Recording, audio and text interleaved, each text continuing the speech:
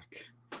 And a couple familiar faces who haven't been on in a little while. I got to that side of me. Hopefully the screen play the same. I can never tell because everything gets reversed. But my good friend Gerald Phillips from U.S. Arms Company, former law enforcement officer, most accomplished armor I have ever crossed paths with. And down below, I know that they're not flipping things this way. So I know Sal's down below. Sal DeGennaro, firearms subject matter expert, pistol expert especially, and very proficient at training other people in the use of pistols for self-defense purposes. So tonight's episode is going to be a bit of a barn burner. Somebody made a comment on one of the platforms, and I'll show you all what this looks like, by the way, just so you can kind of see it from the side. So there are half a dozen different platforms off to my side here that you can see on this monitor. So as we're doing the broadcast, I'm monitoring what's going on in each of the chats. Some of it comes back here into StreamYard, not all of it does.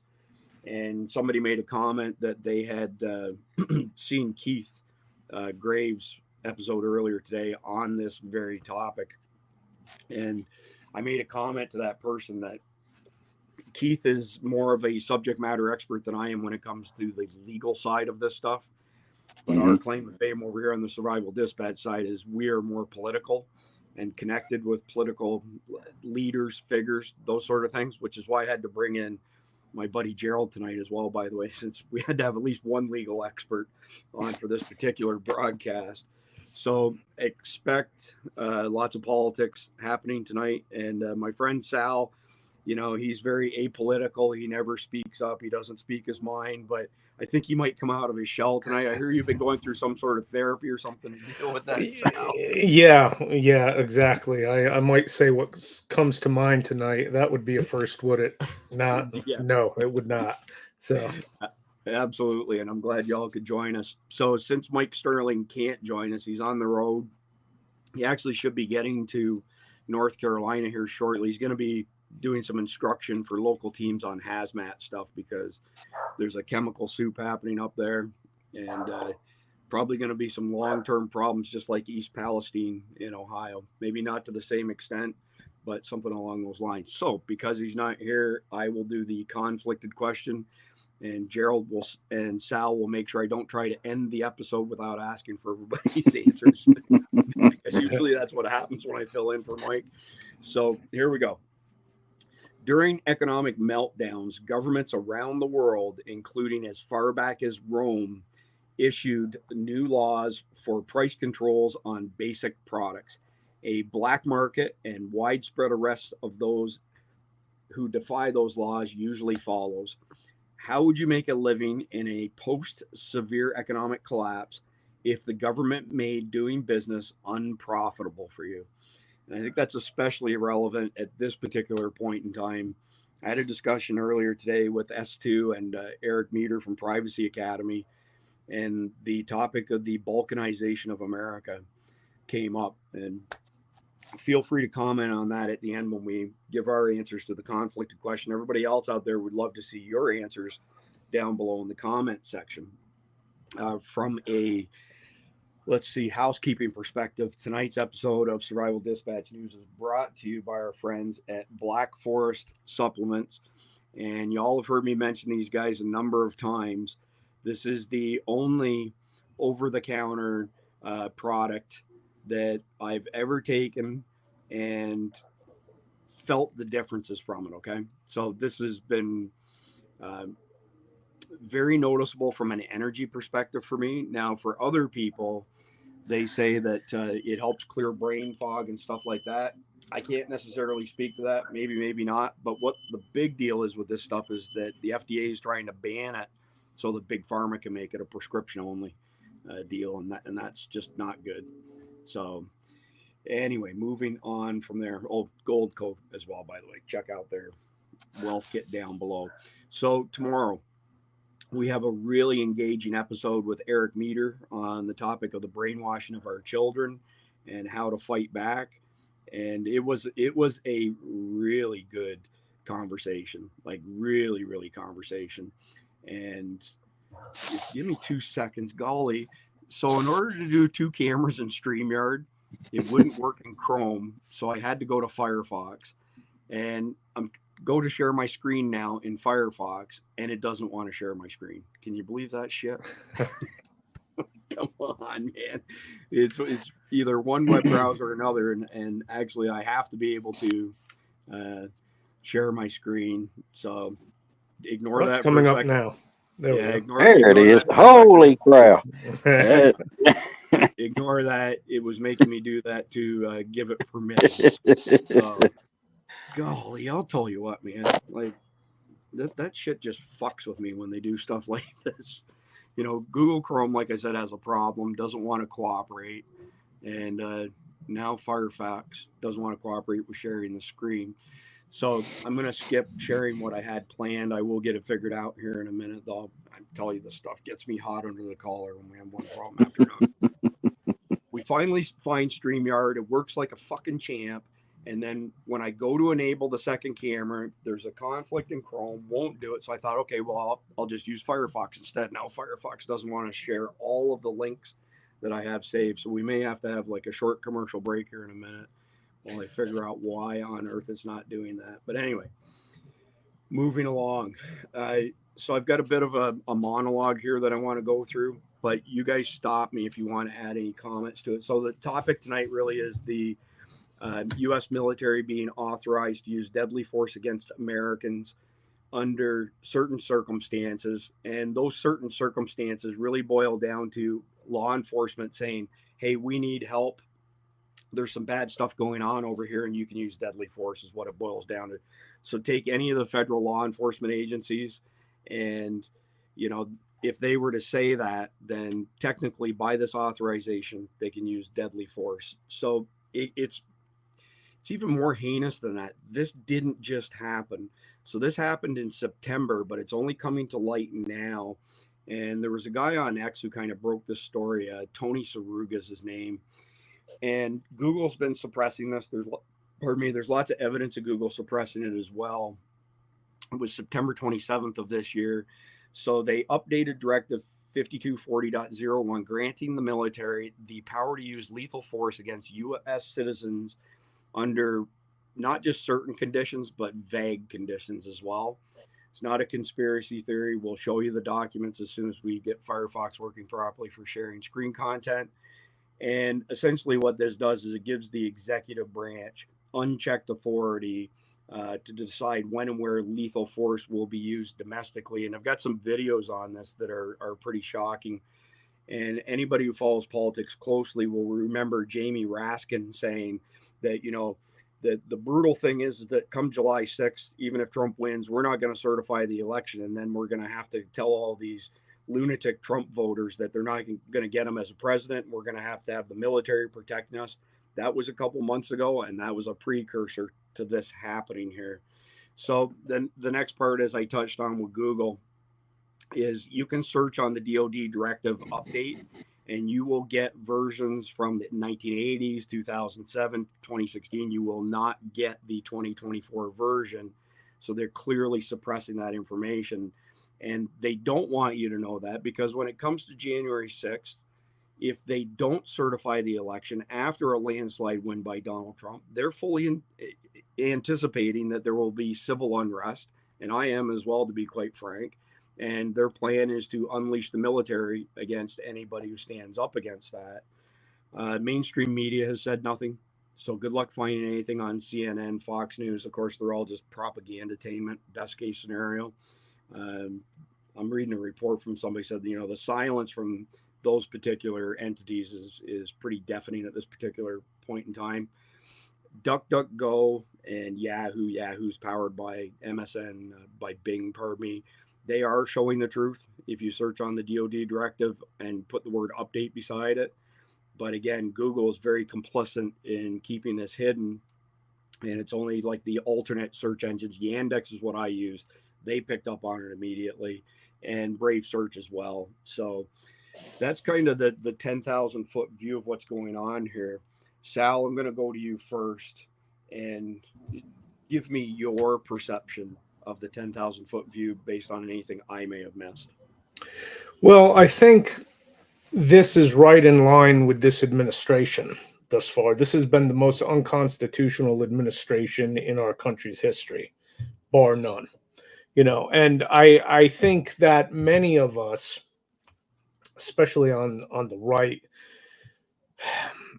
we like to think that we still live in the country that we grew up in, where we had, a framework of law where people were not above the law, and where everybody generally respected rather that law, and we're not.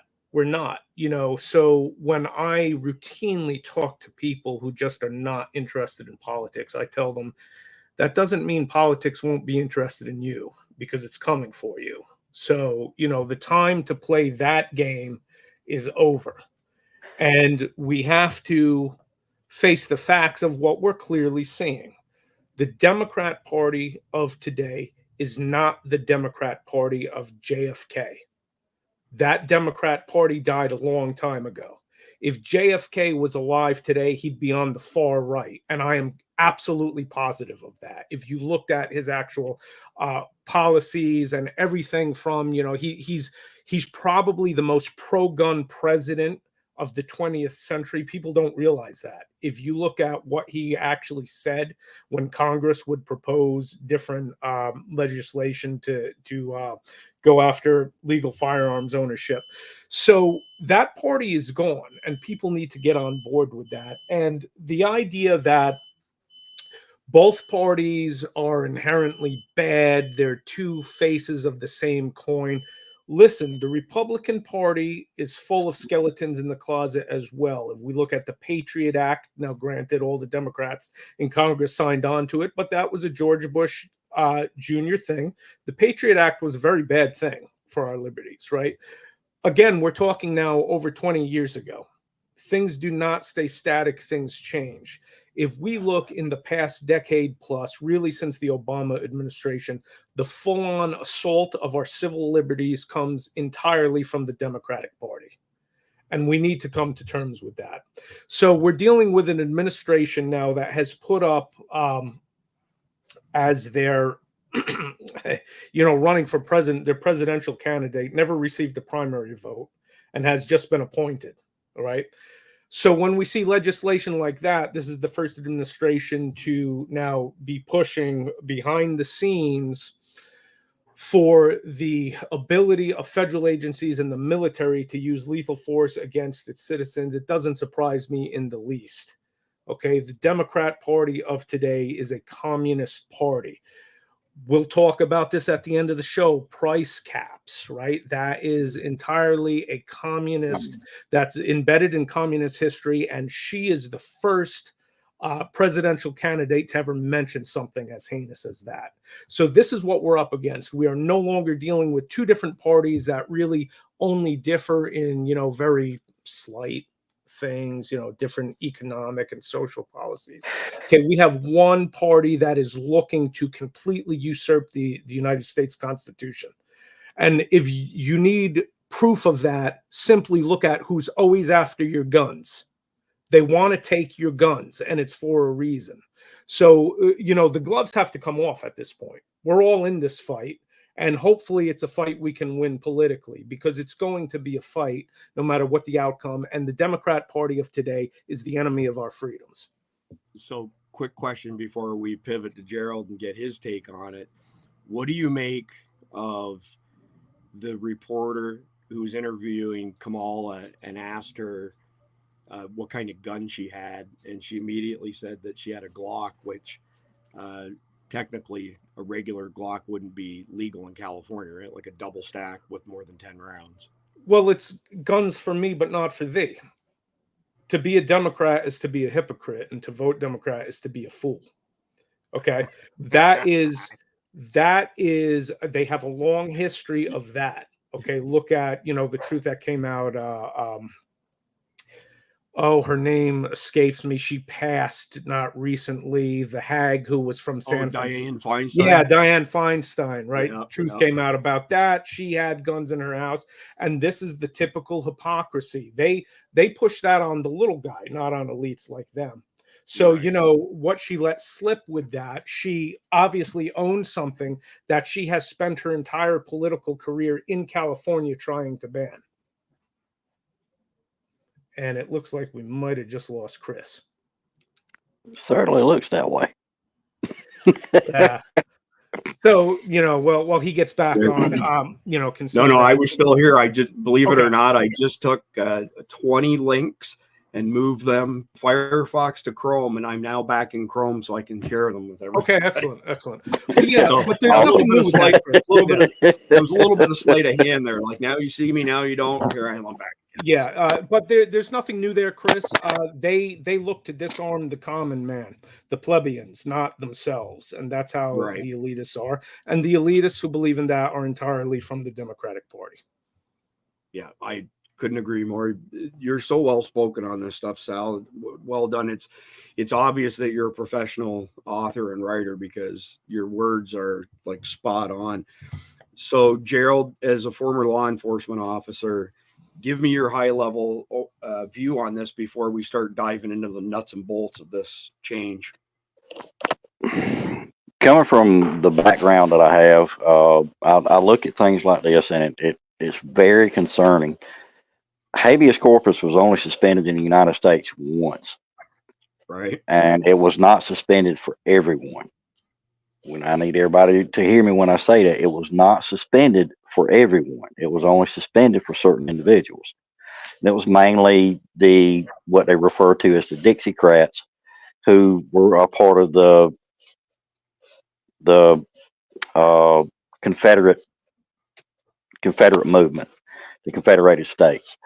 The biggest issue that I see with all of this is a step toward the suspension of habeas corpus. The reason that they're doing this now is, number one, we have an election coming up. Jamie Raskin has always been one who has always tipped a hand long before the plan actually came into effect. He's always done that. He did it with the SAFE Act. He tipped their hand months before it was passed, and months before the public even knew about it. The problem that I'm seeing is that they're using something under the Insurrection Act to push the military onto the civilian populace. Right. Gerald, go ahead and keep talking, and Sal as well. I got to look after this dog. The front door is open and he sees something, he's yapping his head off. So I will be right back, but carry on with that. Gerald, if I could ask you, expand on habeas corpus. So for people not fully familiar with what that is, explain, the cliff notes on that. Habeas corpus is your right to pretty much anything here in the U.S. That is, in a nutshell, that is what habeas corpus is. That it is your rights under a title head. It's your right to a fair trial. There's a lot that goes into it, but essentially it is your rights in a nutshell. Habeas corpus. It's a legal term that's been around. I mean, you listen to the name, it's Latin. Most terms in lawyer speak, in my opinion, they're mostly in Latin. And habeas corpus is, I wish that I was more learned.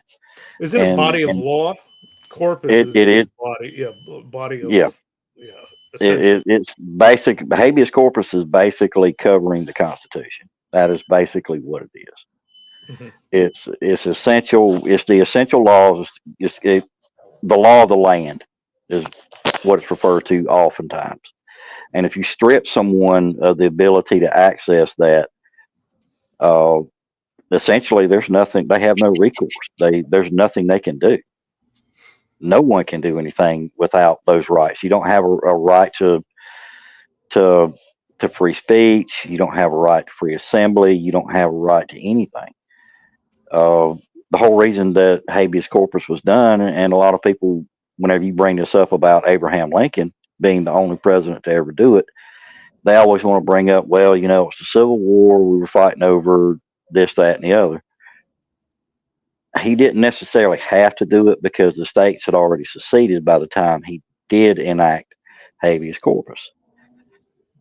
That, by doing that, he literally stripped them of any voice that they have in citizens. Congression as citizens. Yeah. Period. That was exactly. And if we're headed down this road, and I want people to think about the military that we grew up knowing about, hearing about.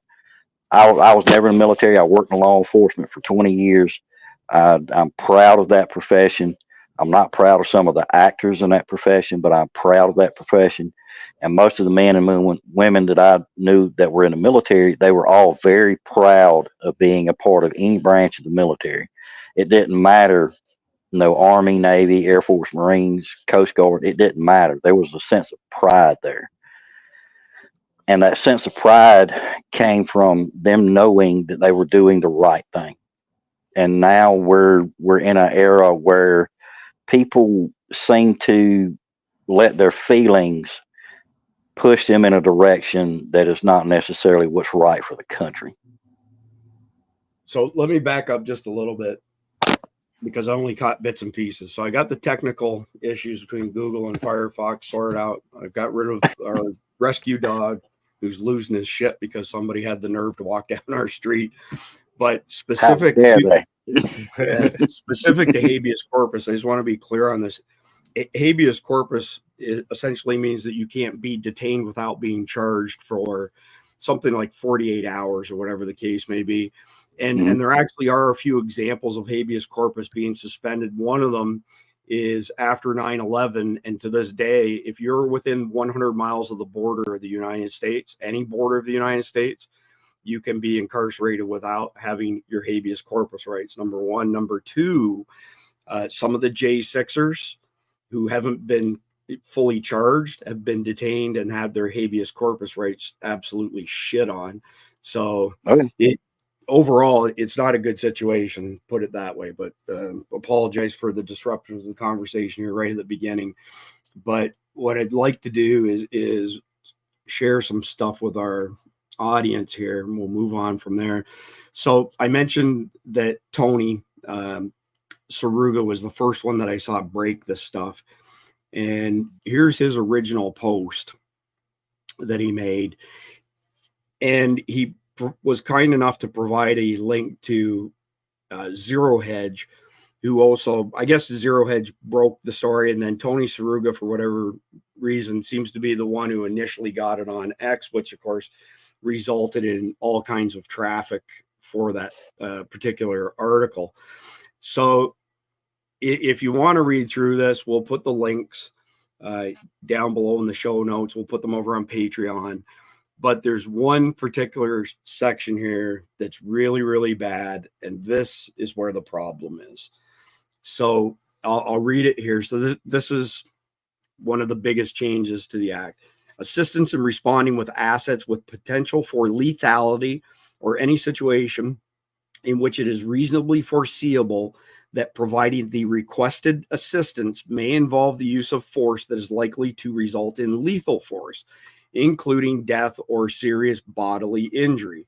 It also includes all support to civilian law enforcement officials in situations where a confrontation between civilian law enforcement and civilian individuals or groups is reasonably anticipated.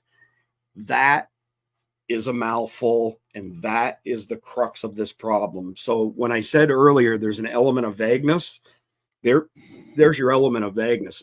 It might reasonably be believed. Well, what you believe is reasonable or reasonably may believe may not be the same as me, may not be the same as Gerald, may not be the same as Sal. That's very wishy-washy language, number one. Number two, that particular section puts a fine point on it. So if local PD, sheriff's office, any federal law enforcement agency, state troopers, you name it, says, hey, we've got a bunch of people protesting here because you didn't certify the election and we need help, and it kicks off, They are absolutely authorized to use deadly force against Americans on American soil. That is the fine point. That is the crux of it, okay? So there are lots of attorneys are speaking on this today on all the different social media platforms. And if you want to dive into the nuts and bolts, you can. But that paragraph that I just read, section C of the 2024 update to this, is the one that matters. That's the one that is truly, I don't get scared of much, but that's truly scary. And Sal, I'm going to pivot to you, and then I'll come back to you, Gerald, on this. Give me your take on that, Sal. I don't think there's any other way to interpret it other than if somebody wants to use the military for political purposes, all they have to do is get one law enforcement agency to say, hey, we need your assistance here, and you may have to use deadly force. Yeah, I think they're setting it up so that for the civil unrest. Now, I'll remind everybody, civil unrest after the election, if Trump wins by a landslide and is certified, and if Black Lives Matter and all those different leftist factions go crazy, will the military be called in to quell that? Absolutely not, right? This is going to be specifically to crack down on any conservatives who dare have the audacity to protest against what is going to be, very clearly a stolen election. January 6th, okay, it's already come out. There was the congressional hearings about it, how there were federal agents all through that crowd, right? And I do not justify the actions of anybody who was actually a citizen who went into the Capitol. It was absolutely appalling how they did that, granted. But it was the burning of the Reichstag for the left, okay, January 6th, because they have played this thing up where nobody died except actually one woman who was with the protesters was the only fatality at the event. And, I remind everybody, months before January 6th, during the Summer of Love, DC literally burned to the ground all around the White House because of Black Lives Matter protests and all the Antifa and the other dregs that those kind of things attract, who hijacked anything that is guised in as being something legitimate. You get all of these this whole criminal element who comes in, and the response is almost zero to such things. Yet January 6th was a gift handed to the left, and it was a gift that I am quite sure was very much contrived by the left. Again, I won't justify the actions of people who actually went in and did what they did, but I guarantee it's going to come out, and they already said they're not going to release anything further until after the election. I guarantee it's going to come out that there was all kinds of feds in that crowd whipping it up, probably leading the way and inciting it, because it was the burning of the Reichstag. All right. And for anybody who doesn't understand what that is, look it up. That till now is the talking point, right? I just heard yesterday, you know how so many news agencies do that, just talking to people on the street. And then they go to places really blue like California. And you know what? Over and over again, these numbnuts say is their primary concern is the preservation of our democracy. And of course, they are just regurgitating what the mainstream media has said over and over and over about January 6th, when a handful of knuckleheads, some dude with horns and stuff, went into the Capitol building. Yet they are either entirely unaware or willfully unaware of these things, like the topic we're talking about, happening right under their noses. An administration that has let in 20 million illegals, supposedly 10 or 12. We all know it's way more than that. Okay, to subvert their country. They're letting it happen right under their noses. And all they're concerned with is some dude with horns and a bunch of other crackpots who walked into the Capitol. Okay, which again, it's going to come out that it was probably very heavily driven by a federal presence that was on the ground. So that's what we're up against, So this thing happening at this point, I think that the left is setting themselves up to really drop the hammer on the right if the election does not go the way the right knows that it should go. And, just to speak to that, Chris, it's always been about the economy, stupid. Okay. There is no way, if elections are done correctly, that the Democrats should be winning another term after the Biden administration, right? If it's about the economy, stupid, which historically it has always been, with what has happened economically, with what has happened, we're on the verge of a third world war because of the pathetic handling of our foreign affairs from this administration. And if people really think that a majority, okay, the electoral college, even if it's not a majority, would vote for this cackling fool, I do not believe it one bit. Okay. And we know that illegals vote. And it's funny, when illegals vote or when dead people end up voting, it's 9 out of 10 is for the Democrat Party. Right. So if it turns that way, I think most conservatives will understand that it probably is rigged. And naturally, there's the possibility of unrest. But I remind everybody, who has the long history of violent unrest? It is certainly not the right. So they are simply setting themselves up for a power grab. Yeah, I don't disagree at all. That was a really, really good synopsis of everything, Sal. I appreciate that. Rambo's Mullet 79. Turn off the mainstream media. It's clearly turned your brain to shit. Trump has never said that he would be a dictator on day one, never said that he would get revenge on his opponents, and he sure as fuck didn't say that he's going to use troops against civilians. Are you not fucking paying attention? This current administration is the one who very quietly made this update on September 27th to position themselves to use the troops against MAGA people, not the other way around. Donald Trump didn't put this in motion, you dumb shit. September 27th of this year. You think Donald Trump was in power September 27th this year?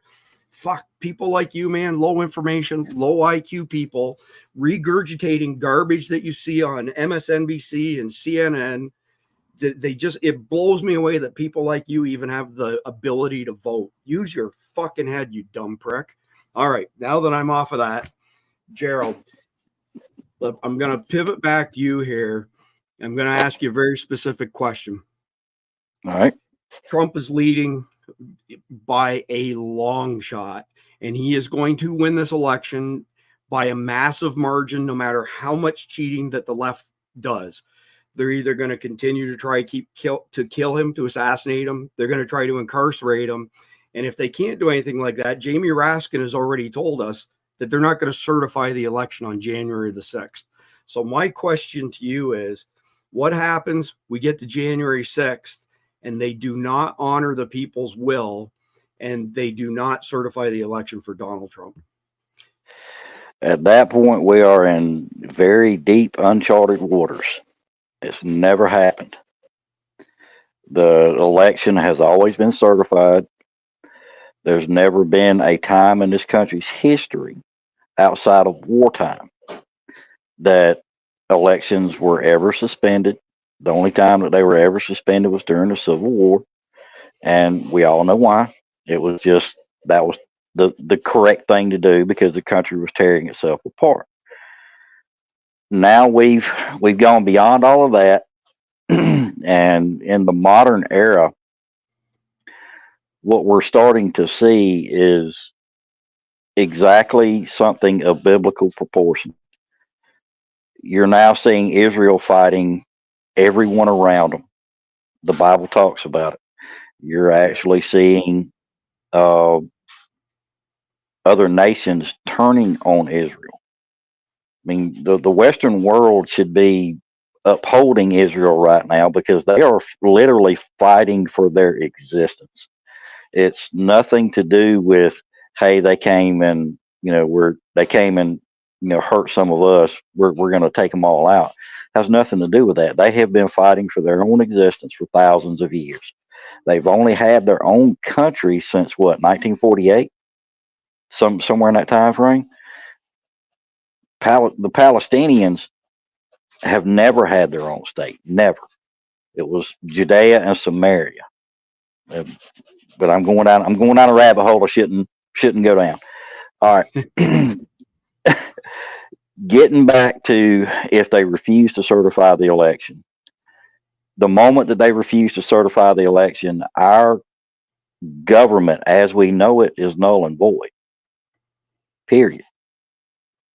The people who do that, we have just gone from a constitutional republic, which is what this nation is. It is not a democracy, contrary to popular belief. We've just gone from a constitutional republic to a dictatorship ruled by one party. And that is not what this country was founded on. We are the last great free people in the world. There is nowhere on record anywhere where Donald Trump has said he's going to, basically go after all the people his first day in office. There will be retribution legally for people who broke the law in 2020. What nobody's talking about is whenever, he was asked that question directly, he openly admitted he should, but he's not sure if he will. It's going to be what's going to be best for the country, not what's best for Donald Trump. So do I like everything that he's done? No, but listen, here's how to put a fine point on this, okay?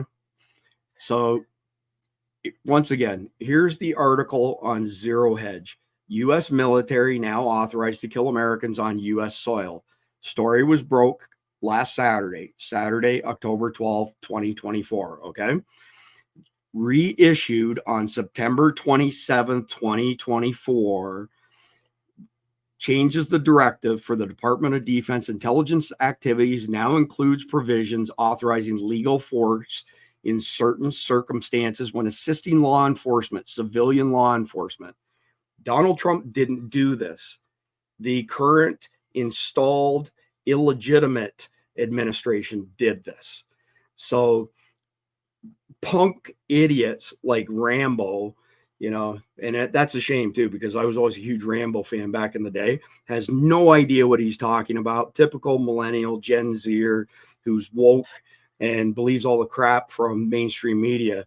But again, how did Donald Trump reissue this on September 27th when he's not in power? He didn't do it. Okay. This is the fucking installed Obama's third term administration that did this. Got nothing to do with Donald Trump. So anyway. Well, the directives that they're citing that are giving him this power is, I believe it's the support in local authorities and support in local law enforcement. It's all provisions that the DOD has to support civilian activities on American soil. The support of local law enforcement is also known as the Insurrection Act. I mean, I don't know how more clear it can get, because the language that they put in that directive is directly from that particular act. Agreed. So speaking of a particular act, and I'm going to get your input on this next, Sal, is that I don't know if it's going to show the search box or not. Hopefully it does, but let me pull this up. This page is the entire text of the Constitution and all of the amendments, top to bottom, okay? And it looks like the search box isn't showing on this, but if you pull up the entire verbiage of the Constitution, and I have it pulled up right now where I'm looking for the word martial. The word martial and the term martial law does not appear in the Constitution anywhere. Jeff MD was the first one who brought this to my attention. So my question to you, Sal, is under what authority will they declare martial law if it comes down to that? I mean, I don't think they have constitutional authority to do it. So it's extra constitutional, a defiance of the Constitution, So, they're going to, if it comes down to that, okay, if Trump supposedly loses, or if he wins and they don't, they don't certify the election, they're going to try to use this force to quell any kind of violence that happens. And I don't think there's anything constitutional about it, because their whole their whole mode of operation up to this point is entirely unconstitutional. They're setting up a potential catastrophe because everything they're doing is unconstitutional. The thing with going back to the previous election. So one of the things that gets stirred up, and it's constantly used as a cudgel to hit the right with by the left, is January 6th. January 6th. Conservatives are a bunch of conspiracy theorists. They think it wasn't a legitimate election. Hillary Clinton didn't think it was legitimate when she lost, right? So the thing about it, let's clarify some things. The point I want to make is him losing this election is beyond the pale compared to 4 years ago. Because 4 years ago, we were coming out of COVID. We were still in COVID. Okay. A lot of people got mad at the Trump administration for many of the ways in which he handled COVID. And the whole scenario in which the voting was done. It's not, I'll be honest, I don't think that there was a dark cabal 4 years ago.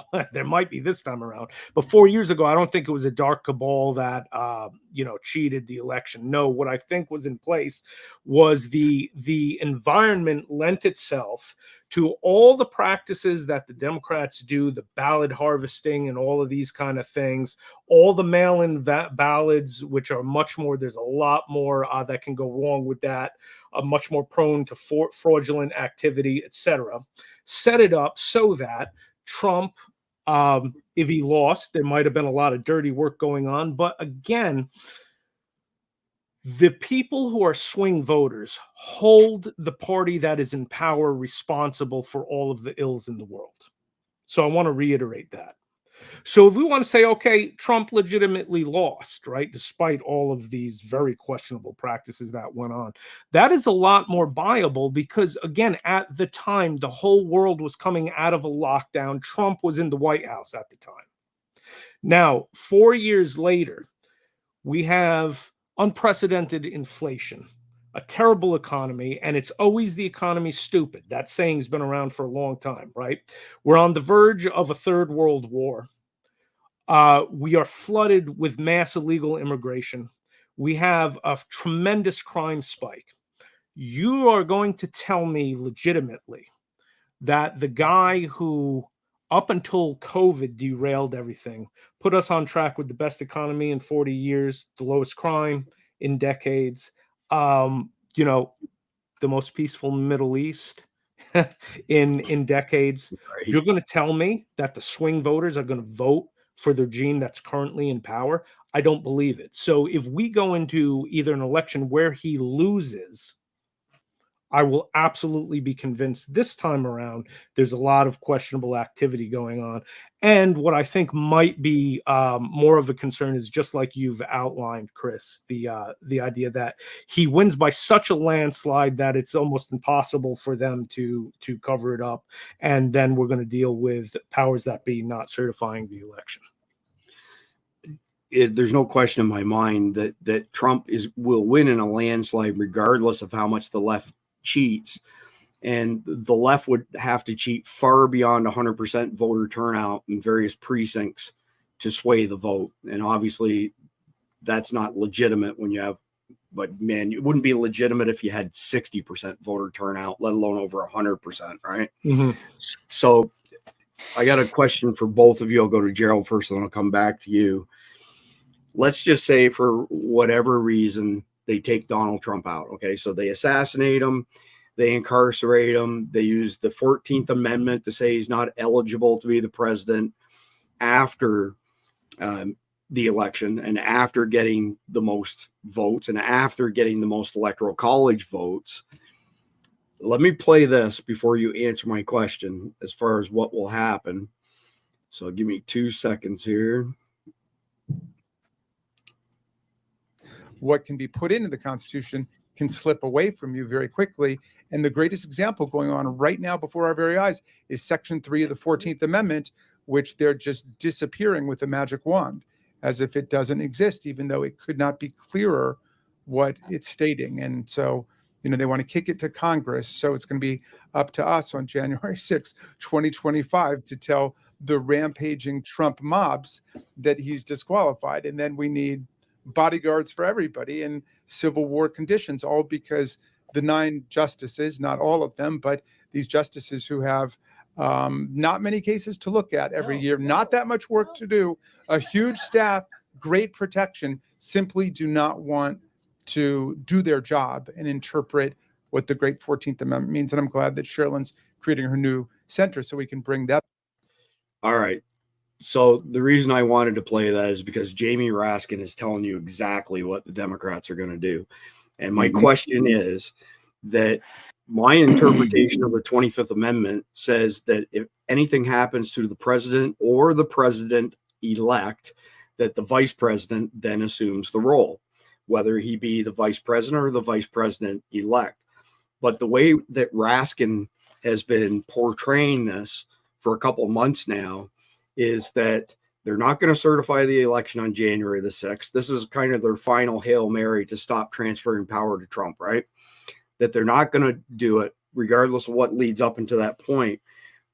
But why would they assume that Kamala would then be in power, that would still stay in power instead of transferring it to J.D. Vance? So, Gerald, I get your thoughts on that first and foremost. Well, they're picking and choosing the articles of the 25th Amendment that they want to use. Every president, since there's been a president of the United States, has had to make decisions that are tough for this nation to handle. They're trying to use a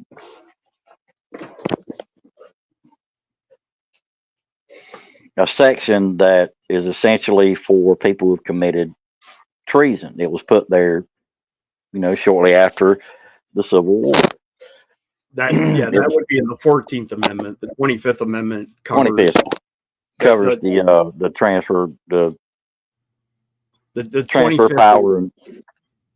The 25th basically says if the president gets taken out or the president-elect gets taken out, that the vice president becomes the president. But the 14th Amendment is the one that was put in after the Civil War that said if you committed an insurrection or an act of insurrection, you would not be valid to be a candidate and to be the president. And that's what Jamie Raskin keeps going back to.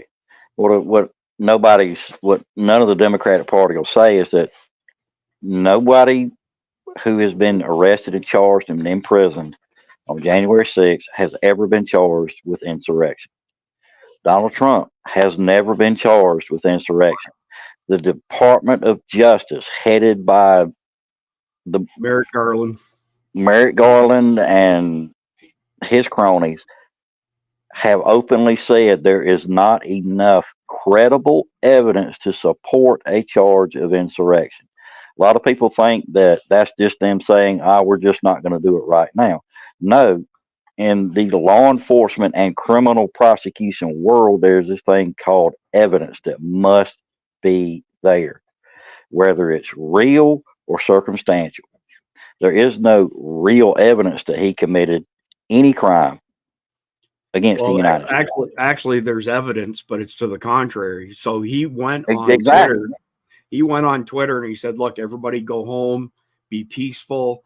And no sooner did it get posted to Twitter than Jack Dorsey and his team of, minions, whatever you want to call them, puppets of the state, took it down. And then they kept trying to trump it up, bad pun, but trump it up that he was, encouraging violence. And then they tell stories about how there were all these deaths on January 6th. The only murder that happened on January 6th was Ashley Babbitt. And her being shot. You can watch it. There's plenty of videos out there of her actually being shot, and there was no warning. No one said get back. No one said stop. None of that. She was just shot. Yeah, there was no need. She didn't pose any imminent threat. And there's a police officer who had a heart attack. There's a lady who had a heart attack. And actually, what's really interesting there is there's a sheriff's deputy named Colton Maccabee from Kentucky. His wife's name's Sarah. Yep. He had his sheriff's garb on January the 6th, and a cop got knocked to the ground, and he essentially stopped people from trampling this cop. There's several videos. I've seen the videos. Sarah has them, where the cop thanks Colton for basically saving him from getting trampled. And then there's a lady shortly after that who has a heart attack, and Colton is the only one who has CPR training, and he tries to revive her. And there are videos of the paramedics saying, "Don't worry, man. You did everything you could. The damage was too much from this heart attack. There's no way you could have saved her. Nobody could have saved her. So don't feel bad." So August 21st, 2021, the feds show up at their door, the Maccabees home, and they arrest Colton for assault. 6 federal charges of assault, 4 on the cop, 2 on the lady who died from the heart attack. They end up throwing him in a portion of the DC jail that had been closed for decades. It wasn't even watertight, so it was full of black mold and critters and all kinds of stuff. I mean, brutal conditions, right? Then they took him from there and they put him in the general population. Well, what happens when you're a sheriff's deputy and you get put into the general population in a jail or prison, right? Bad things. And at last count, he has been moved to 21 different penal institutions across the country. His wife did not get to see him until approximately a year after they arrested him on August 21st. The 6 federal charges of assault, he got convicted on all of them by the judge. I can't remember her name off the top of my head, who was basically throwing the book at everybody. But that judge denied the video evidence of the cop and the paramedic saying, "Thank you so much for what you did." And he didn't assault anybody. He was saving them. So I just, on the J6 topic, the whole thing is political theater. The whole thing is to persecute Donald Trump and anybody who supports him. And they're setting it up again with this change. Oops, we lost Gerald. Looks like he lost his connection. They're setting it up with this change, allowing them to leverage the military. Now, my next question, Sal, and hopefully Gerald can reconnect. What happens if they issue an order to the military and say you need to provide mutual aid to this sheriff's office or city PD? You're authorized to use deadly force. What are the chances that the troops will even agree to that? And if they do agree to it, what are the chances that they would actually use deadly force against their own citizens? Well, I think that's a topic that has been for decades and decades now. We've been discussing that. What scares me is the current military we have is no longer populated by all the guys that, many of which we know personally, Chris, just amazing guys, who came out of the GWAT, right?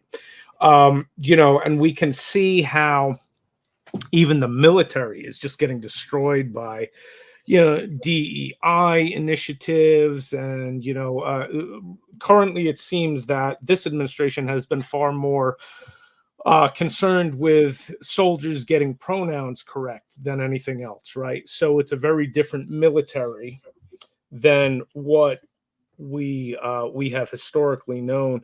And, people don't realize this. Weakness can be far more dangerous than strength. Okay, if we're now dealing with a military that is populated by, weak leftists who are concerned with pronouns, those kind of people are a lot more worrisome than, the real men that we know.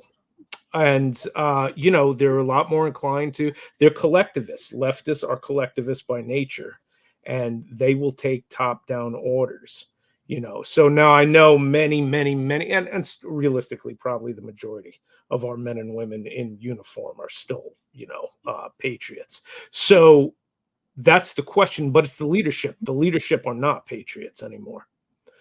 So the question is, will the leadership be able to command them to do what they want done? Or the real patriots, who, again, I am convinced the vast majority of our men and women in uniform are still real patriots. Will they listen to those orders? But this is a debate that goes way back. I think we're in a more precarious time than ever, though, concerning that. So somebody asked in the comment section, how does this relate to the Posse Comitatus Act? Okay. And I won't profess to be an expert in it, but what I will say is that act was brought about to stop this from happening. In other words, to stop the president from using the military against American citizens. Okay. So I'm not an attorney, but it seems that there is a conflict between this directive and Posse Comitatus on the surface. Maybe I'm wrong. I don't know. But what I do know is that Posse Comitatus only applies to the Army and I believe the Air Force. The Navy was never covered by it, which means the Marine Corps is not covered by it as well. And there's another act, which is escaping my memory right now, that essentially does cover it and does the exact same thing. But again, I'm not going to present myself as an expert on the Posse Comitatus Act. Sal, if you want to comment on it, or Gerald, you can. But again, the whole purpose of that act was to preclude the president from using the military against American citizens.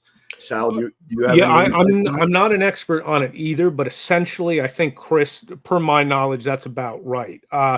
What I come back to is, let's stop pretending that the Democrat Party in particular has any reverence for our Constitution. They have none.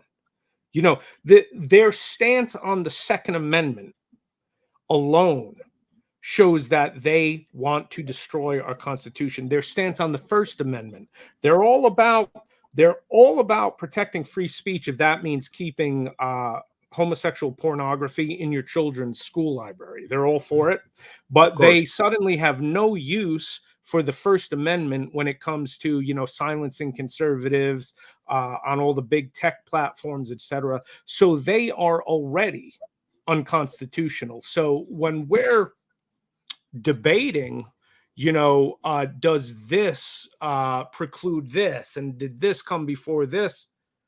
It doesn't matter with these people. It doesn't matter. They hate the Constitution and they are going to trample it. And that's what we're up against. And we have to accept that. Yeah, that's very well stated, Sal. So, Gerald, welcome back. You mentioned the Insurrection Act earlier. So keeping in mind that I'm not an attorney, I don't claim to be an expert on Posse Comitatus, but my understanding is that the Insurrection Act is pretty much the only exception to the Posse Comitatus Act. And I can't for the life of me remember what the legislation is that pertains to the Navy and the Marine Corps. But I have looked at the Insurrection Act, and I've read attorneys call it opinion on that act, and said that it is extremely vague, much like these updates that we're discussing here. So just give me your understanding again of the Insurrection Act to make sure that I got my head wrapped around it correctly. Well, does it basically nullify Posse Comitatus? No, Posse Comitatus is, you got to think about the time that it came about. I mean, we've all growing up watched, you know, old Western shows, and, you know, the sheriff forms of posse. Well, that they're essentially using Posse Comitatus. The whole reason that it was started was because the states who were already a part of the United States, but we also had territories that were not necessarily under the direct control of the United States government. A lot of that stemmed from dealing with the Indians, the Native American tribes, and all of that kind of thing. But Posse Comitatus was just a way for the government, the United States government, to get around using the military in these territories. They couldn't use them in the states, but they could in the territories. And once the territory became a state, then Posse Comitatus applied to them as well, and it continued on from there. The only reason why the Insurrection Act is, and it's not really the only exception, there's actually two exceptions. The military can be deployed in support of local authorities, and the military can be deployed in support of local law enforcement. Those are the only two exceptions. In support of local authorities would be in times of disaster. In support of local law enforcement would be in times of rioting, and such as what we saw in this nation in the 60s during the civil rights riots that were happening. Bad time in our country again, but It was a different time. So Now what you're seeing with get your head wrapped around this for a second. So I just pulled up a constitutional attorney's high level opinion of all of this. And I don't know that it's ever been tested in court, like you're pointing out, but his opinion is that the Insurrection Act now could be interpreted to mean the Posse Comitatus Act is suspended, that the executive can go ahead and deploy the military for the purposes that you just described and use lethal force, et cetera, et cetera. But it comes back to one other thing in this guy's opinion. And again, I just pulled up a very high level view from this attorney. And he said the Insurrection Act and Posse Comitatus and the Constitution, none of those things include any verbiage whatsoever with regards to martial law. Nope. So if somebody were to use the Insurrection Act to suspend Posse Comitatus to deploy the military against American citizens, there is still no foundation in our law, in our Constitution, or any act that falls thereunder that allows martial law. So I guess I got a question for you, and just because you're a former law enforcement officer, if your commanding officer told you to go out and engage people who were protesting against the results of an election and go ahead and use deadly force, what would your reaction have been while you were active duty? While I was working, that whoever that officer was would, number one, he'd get cussed out. Number two, I would be contacting any federal agent that I trusted to secure an arrest warrant for this person for committing the exact thing that we were just talking about, insurrection. Plain and simple, that is an act of insurrection. By ordering a public official to engage in the use of lethal force against protesters. There's a difference between a protester and a rioter. Yes. Everybody says you're splitting hairs there, but there's not. I have seen both. I've seen rioting and I've seen protesting. Protesting is actually one of the greatest forms of public discourse that can possibly happen in America, because you're getting your voice heard. You're going to get news coverage. You're going to see all these things. I don't disagree, Gerald. And I just threw this up because we've all said the Democratic Party, all three of us. And, I agree. I mean, I'm right there with them. I mean, it's the ideologies of the Democratic Party have shifted from essentially being the wealthy landowners of the South. And I get it, folks. I'm sound real country. I am from the South. I'm from Georgia. No, I do not like any of the senators that we have. No, I do not. Right. When a senator from my state says that if you put too many people on an island, are we risking it capsizing, that makes my entire state look bad. Yeah, definitely. So let me just pull up somebody else's take on this, and I've got a couple more X posts to share, but let me just pull this one up here. This is pretty well written. I don't know who the Patriot Voice is, but at TPV_John on X, red alert. The U.S. military is now officially authorized to kill American citizens on American soil. Imagine waking up to discover that the U.S. military has quietly been granted the authority to assist in domestic law enforcement activities, including the use of lethal force against U.S. citizens in certain circumstances. Now, consider this change was enacted just weeks before an election, already surrounded by concerns over unrest, civil liberties, and potential government overreach. So DOD Directive EP281, which was just reissued under the radar on September 27th. This gentleman here, his opinion is the timing is not a coincidence. I agree. And then he says, you remember those Civil War conditions that Raskin was talking about? This means a full martial law scenario with FEMA military in full control. We've seen how, good FEMA is in North Carolina, right? The implications of this are absolutely horrifying. This is by far one of the most concerning, frightening, and unconstitutional things I have ever reported on. Please take this seriously. So let me quickly go to the Flying Monkey's take on this. The Posse Comitatus Act of 1878 makes it illegal to use the U.S. military in domestic law enforcement operations. So unless martial law is declared, which is also highly dubious under the U.S. Constitution, this is patently illegal. Well, it seems to me the Insurrection Act and potentially martial law and whatever the other one is that's like the Insurrection Act for the Navy sound like they're pretty vague and pretty broad. And again, I would draw everybody's attention to the fact that nowhere in the Constitution does it even say the words martial law, let alone allow a group like Obama's cabal to leverage that. So with that being said, that's the end of the stuff that I've got to share, but I do have another. That's not the end of what I have to share. I have more to share, but that's the end of the X posts as far as this change to this DOD operative. One thing that people really aren't really paying attention to is the term martial law has always been a military term. It's always been a military term. It goes back to the time of the Roman Empire. They would go in, take over. They would go in, take over a territory, any military. They would have it under their control. They would call it martial control, martial law. That is what it boils down to.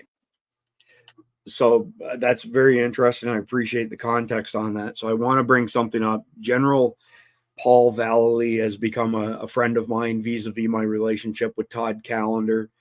This is the general's website, standupamericaus.org. Very passionate. He's a prolific writer.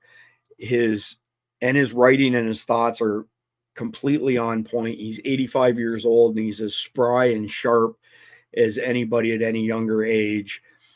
And he's part of a group of over 300 former military leaders who have pledged that if this election is stolen, that they will go to the Pentagon, assume control of the military, restore law and order, and restore the rightful winner of the election. So I left that to the end of this, and it wasn't in the brief earlier because I had a little exchange with the general on this as well to make sure that I was understanding this perfectly clear. And he's published this, so I'm not saying anything, offhand that I shouldn't be sharing. He said this publicly. So there are some very strong, powerful military leaders that will not stand for another stolen election. And my opinion is we're at the point now where the election's too big to rig, and that Trump will get the vast majority of the votes, win in a landslide, but be denied power, whether it be assassination, incarceration, 14th Amendment, or whatever the case may be, martial law. Hey, we can't safely transfer power. And I'll go back to you on this one, Sal. What's your crystal ball say as far as people not taking this one lying down like we did in 2020? What do you think the overall reaction turns into? I dread to think because at this point, if he wins in a landslide where it's too big for them to, cheat their way out of it, and they deny certifying the election. Remember the party who's all about preserving democracy, right? Who freaked out about a supposed insurrection because a bunch of numbnuts walked around in the Capitol, right?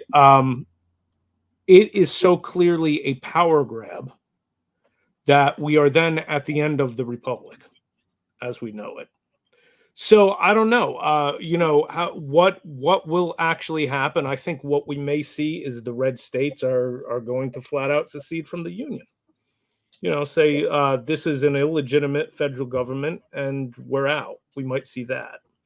And, the blue states, I'm sure, will be just thrilled, and we might just see, maybe it doesn't turn into a hot war immediately. It's just a war of, further and further crumbling between, again, red and blue states, and everything becomes its own fiefdom. I really don't know, but that they have been trying one thing after another. They've all been unconstitutional. They've all been lies, going after Trump over and over and over again, and none of it has worked yet. So if we get to the point where the powers that be say they're not certifying the a fairly won election, I think we're in for real trouble. I agree completely. So let me just extend it one more direction, one more step, one more move, let's say, for the cabal. Another possibility, Gerald, would be that Trump wins overwhelmingly with the popular vote as well as the electoral college vote. They don't incarcerate him. They don't manage to assassinate him. They go ahead and certify the election on January the 6th. They transfer power to him on January the 20th. My personal opinion is if it gets to that point, he becomes the next JFK and they assassinate him while he's in office. And I don't think they're going to stop, is really what it boils down to. Whether they cheat in the election, incarcerate him, kill him, whatever, they're not stopping until they've completely eliminated the threat of him taking power. What do you think happens if January 6th comes and goes? Give me both scenarios. One, they certify the election, or two, they don't certify the election. What does that look like in your crystal ball? If they certify the election within 30 days, there will be a major attempt on his life, and it will come from somewhere inside the United States. It will not be a foreign government. It will come from somewhere in the United States. I'm sorry to say that, but that's just what I see. If they decide, let me add something additional to your thinking on that. So Lieutenant Colonel Doc Pete Chambers, good friend of mine, and Todd Callender, a few weeks ago, is given intel from a border crossing that had the Hezbollah terrorists and Sinaloa cartel together. They've been joined at the hip since the 1990s. You know that in law enforcement. Mm-hmm. A lot of the public is not aware of that. Some of the Hezbollah terrorists have been so embedded in Mexico, they speak perfect Spanish like the Mexicans do and actually have the same dialect and accent. They're virtually indistinguishable. And the reason they did that is because there's money to be made and helps fund their terrorist activities. However, let me back up a little bit. So Doc Pete is given this intel, and they showed 9 man pads that have been brought across the border. So shoulder-mounted surface-to-air missiles, very small payload, 1.5 pounds. It's not something that they hit the side of a plane with and it blows up the fuselage and it crashes. It's heat-seeking. It takes out the jet engines. One hit on a 757 engine would probably not take it down. It would take multiple hits, but still a significant escalation, right? And not a half hour after the doc gets that intel, Baselbaz, CIA operative, former CIA operative, and still goes undercover in certain missions, calls up Doc and says, what do you know about man pads being brought across the border by Hezbollah and the Sinaloa cartel? And I'm not going to I can't specifically tell our audience who this is, but there was actually Hezbollah, Sinaloa, and another group that was part of these pictures and intel at the border. And when that third party comes out, by the way, the shit's really going to hit the fan. But I'm not at liberty to disclose who that third party was just yet because all hell would break loose.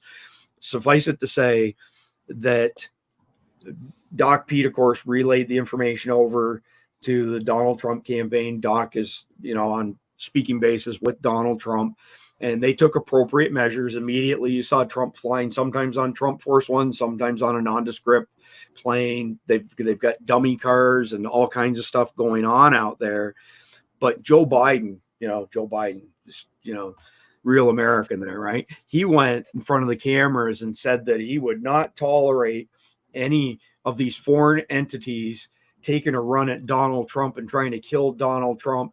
And I'll tell you straight up, the conversation I had with Doc, not just when it happened, but afterwards, he said this is a 3-for-1 for the cabal, again, for lack of a better term, for them to be able to set this up, and have Donald Trump assassinated. And it's, holy crap, you see that? The Iranians and Hezbollah and the cartels took out Donald Trump. Can you believe it? And then we're into another GWAT situation. Right? There's been a big push to add all of the Mexican drug cartels to the terror watch list. I'm not 100% opposed to it, but I am opposed to it in the fact that we will be dragged into a very, very guerrilla type war, and it's going to spill over onto American soil. You're going up against right there, like what you just said, Gerald. Look at the question on screen from John. My question is, what do you all feel? It's easy to stand and resist or fight. What is the reality? So carry on with your thought and take a swing at answering that question. And I'd like to hear your answer as well, Sal. When you look at what's going on, the United States is the biggest drug market in the world, and that invites a lot of other crimes and stuff like that. But it's always been, kind of on the fringes of society. It's not been, except for in the last 30, 35 years, that it's really spilled over into other aspects of American society. Now we're looking at the political ramifications if we decide to go down the path of declaring, say, the CJNG or the Sinaloa cartel as a terror organization, which they are aiding terror organizations. You're looking at a very slippery slope at that point, because then we open up every border state. We open them up to literal warfare, open air warfare, with a group of people who have zero. They don't care about human life at all. I mean, there's stories of ranchers getting into huge shootouts with cartel members in Texas, Arizona. You're absolutely correct. Let's try and answer John's question in a little different way. So let me ask you this, Gerald. Keeping John's question in mind, what do you all feel? It's easy to say stand and resist or fight, but what is the reality? Let's assume that all these bad things that we've discussed happens. What's your plan, Gerald? Then what's your plan, Sal? And then I'll tell you what my plan is. So you go first, Gerald. Well, my plan is I've been thinking about this for a long time. I have some supplies. I'm very handy outside of society. I love people. Don't get me wrong. Absolutely love people. We're social beings, but I'm just as good out in the woods with just me and my wife and my dogs as I am with, a big crowd of people and we're having a good time. The reality of, if this goes down that path, the reality is going to be this. There are going to be areas that are not hit as bad as others. The areas that they are going to hit are going to be the areas where people resist the will of the government. I'm not going to tell anybody that they should stand up and fight, but I will say this: if you don't, you're laying down and you're giving up everything that our forefathers, our parents, our grandparents were giving up, everything that they fought for. And you have to get involved. And right now, and your vote is no different than this situation here. Your vote means something. Use it. It is your right as an American citizen. Use it. Try to avoid this. And when it comes to it, don't shy away from it, but be prepared.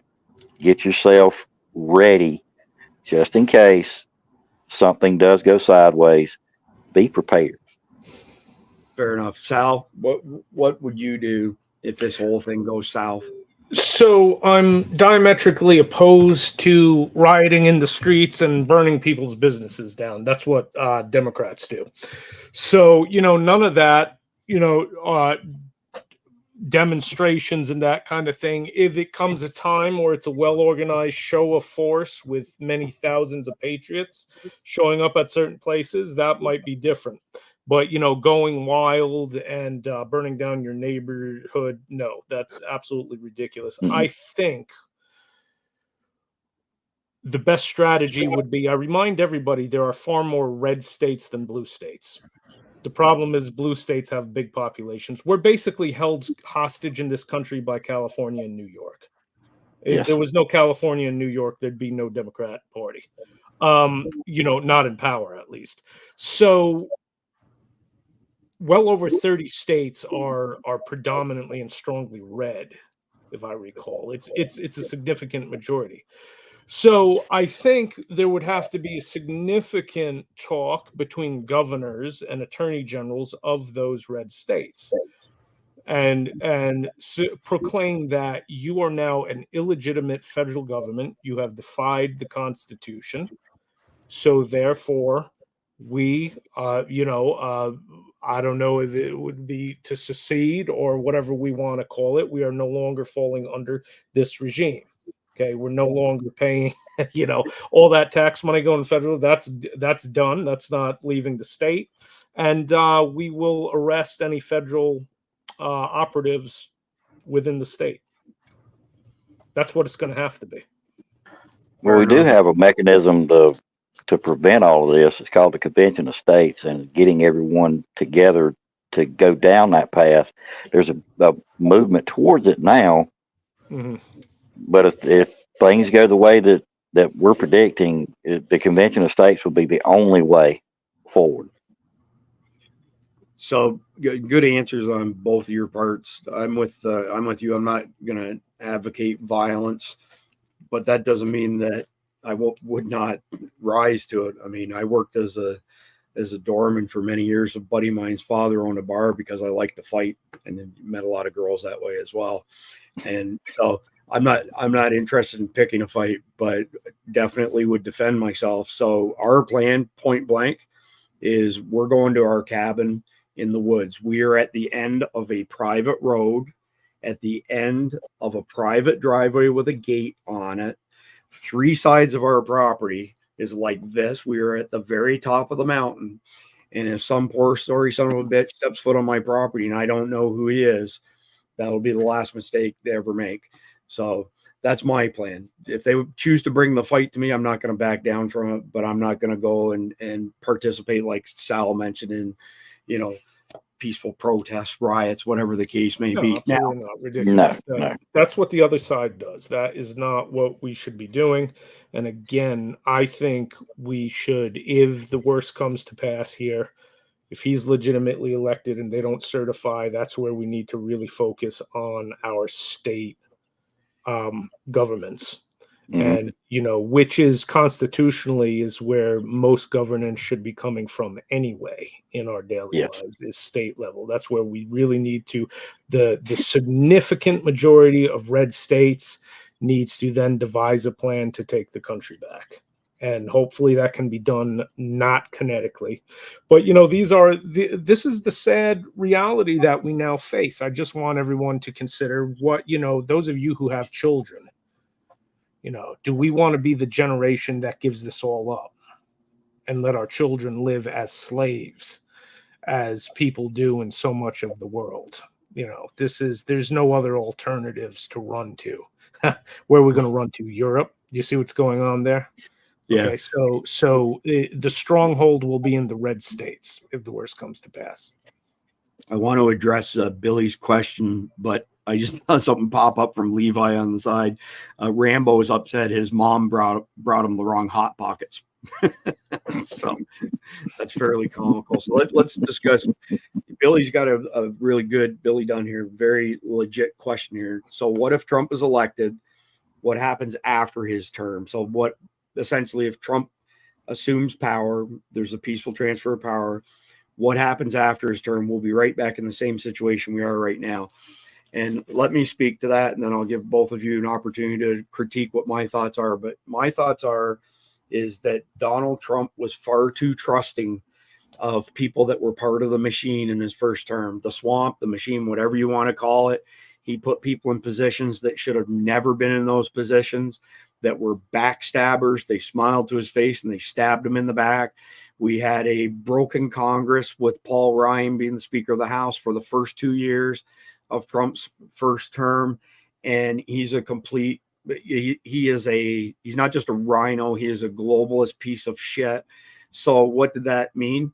It meant that Trump had to write a bunch of executive orders and executive memorandums, which, by the way, on that topic, I want to make a quick distinction. There's virtually no difference in the power of the law between an executive order and an executive memorandum. And Barack Obama was the master of writing executive memorandums to say, oh, I didn't issue anywhere near as many executive orders as other presidents, which was, a bald-faced lie. So moving on from there, here's what I'm getting at.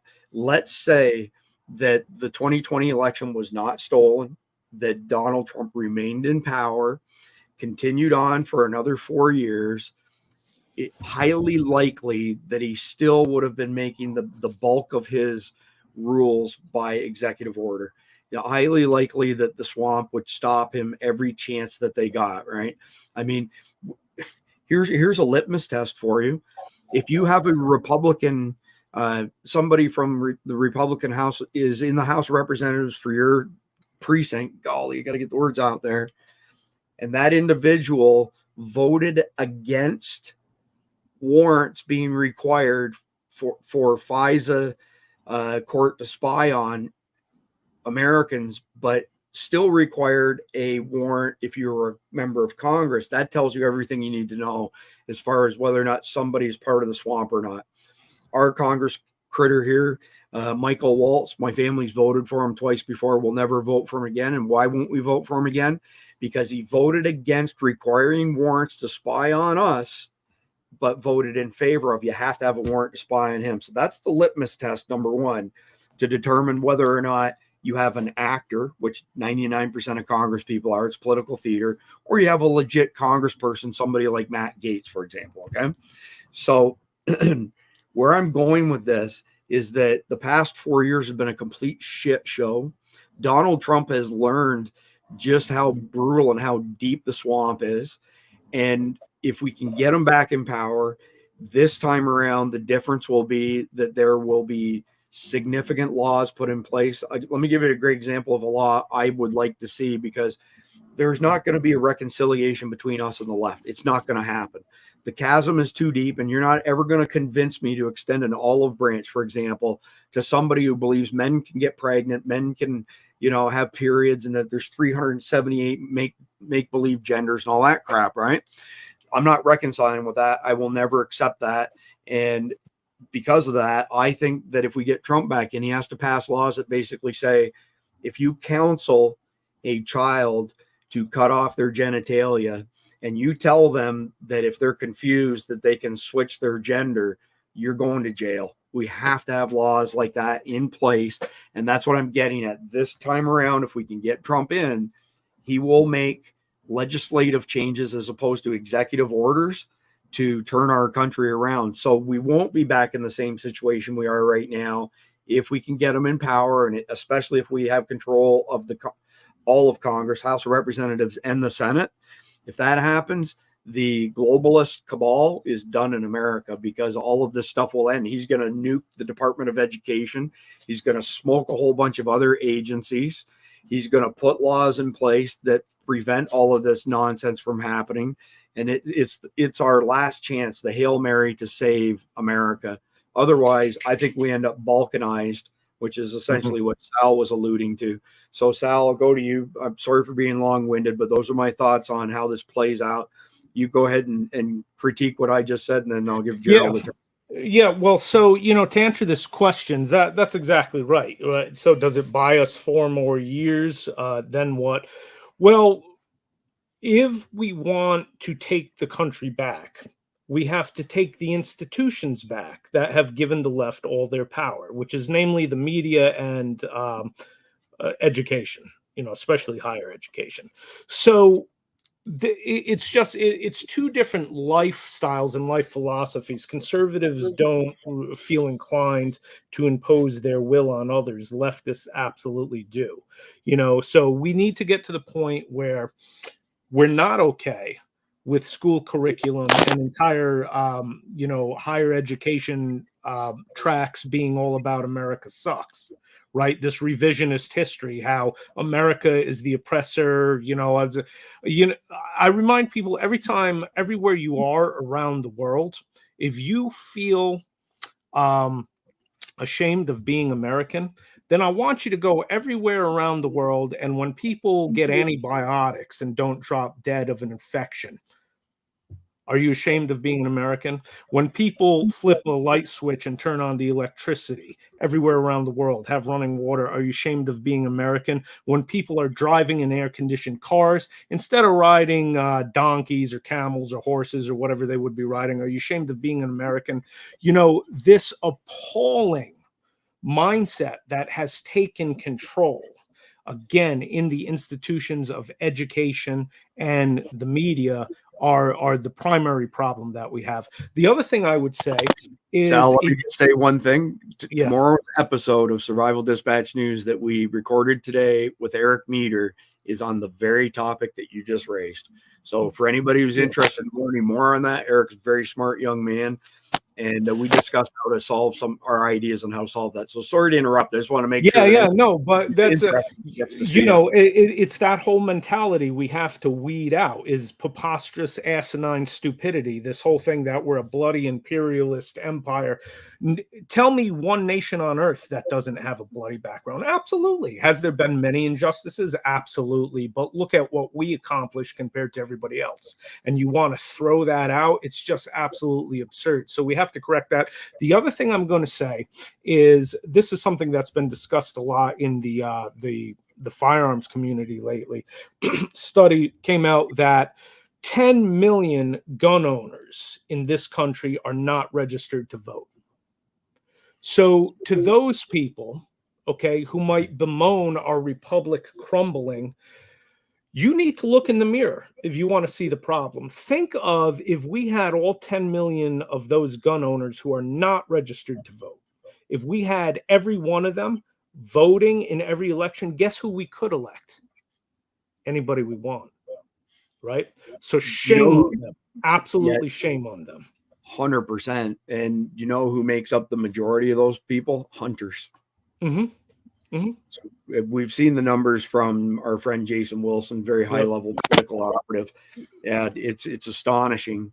And just to draw this into perspective, Sal, and then carry on, is that Jason Wilson, his group are the ones that came up with the strategy of, if 1.5% of everybody who voted for Donald Trump previously took one person with them to the polls on November the 5th to vote, that in itself would make the election too big to rig. Yep, too big to rig. And that's like 1.5% of us who voted for Trump take one person with us. It's not going to take a lot. However, the real polls that are going on right now in the background, this is not a neck and neck race. Trump is up by 20, 30 plus points, and it'll be an absolute shellacking. There will be no way to cheat to that level to win without giving themselves up as, again, over 100%. But that's it, though. That's all I want to say. 1.5%. 1.5%. You take one person with you, the election's too big to rig. So what happens if all those gun owners and hunters went and voted? So that's why we're going to lose the republic if we do, is because people sit it out. Okay. And everybody is responsible. You need to look in the mirror for who is to blame for this happening. And, the long-term game plan, here's the thing about the left. Every single idea they have is stupid and doesn't work. So they have no facts on their side. So if you take back education and educate people with facts, we preserve our way of life. If we fail to do that, it's eventually going to fizzle out. Agreed. So, Gerald, I want to get your input here based on Global Impact's comment. I vote, but I don't think it matters. It's been rigged since the 1940s. I'm going to quickly say that I think it's actually been rigged since Woodrow Wilson. I think that's when shit went off the rail. And I think JFK that they cheated in that election, but didn't see the amount of support that came out for JFK, which is why they assassinated him. And then we had a replay in 2016 where a tsunami of people voted for Donald Trump, and they cheated. Because if you remember, right up to the 11th hour, all of the predictions were 99% for sure Hillary Clinton's going to win. And she was like, I'm not worried about it. I'm going to win. And that didn't happen. So I think we're looking at 100 plus years, probably 110, 120 years of cheating. 2 times we've overcome the cheating. What are your thoughts on that, on this? Does somebody's vote matter or not? It does matter, even though they're rigged elections, as long as enough of us go, which was Sal's point. What do you think, Gerald? Well, if you look at history, I mean, a lot of people don't, you're talking about Woodrow Wilson, look at The Creature from Jekyll Island. Go back and read that book. That lays it all out for you. That is the entire blueprint of what is happening right now. It's been in place since 1913. There you go. And Chris, let me just say, I'm sorry, Gerald, go ahead, and then I'll continue with this. Everybody likes to use this adage, yeah, I vote, but I don't think my vote matters. Your vote is your voice. That's when it comes to our country. Your vote is your voice. If you're not going to vote, I'm going to say something ugly here that I probably shouldn't say. I'm going to say, shut the fuck up. If you're not going to vote, shut up. Yep. For the record, Gerald is a good old boy from the South. He rarely cusses. So for him to say that kind of puts a fine point on it. But Sal, share what your thoughts are. Yeah. And then both of you, I want to get your input on D. Coon's comment here. But go ahead, Sal. Okay. Yeah. So does your vote matter? So one thing I want to remind people of is everybody just thinks of the federal presidential election. There are a lot more elections than that. Okay. Your vote matters immensely at the local level and sometimes at the state level. Okay. As an example, back in 2020, when the Democrats took control of the Virginia House and Senate again, the General Assembly and the state Senate, and they adroitly destroyed the state. The balance of power in the state assembly came down to just a couple of seats, and the elections were so tight for those seats that literally we were talking about the difference of about 12 votes. Okay. So the entire balance of power for an entire state can come down to literally votes you could count with both hands. So don't tell me it doesn't matter. When you are in some of these districts that are so tight, your vote literally can play a role in the entire balance of power, even beyond just your county board and your city and all of that kind of stuff. It can play a role in the entire balance of power for your entire state.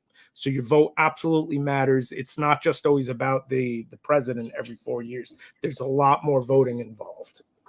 Well, your local votes will have the most significant impact on your day-to-day life, bar none. The most important vote any of us can make is for your sheriff to start with. Exactly. And that's number one. And then number two would be your school boards, because of all the stuff we've alluded to tonight and that we get into in depth tomorrow on the next episode of Survival Dispatch News. But I agree with you. You have to vote. And here's the thing. Let's go back to Jason Wilson's strategy.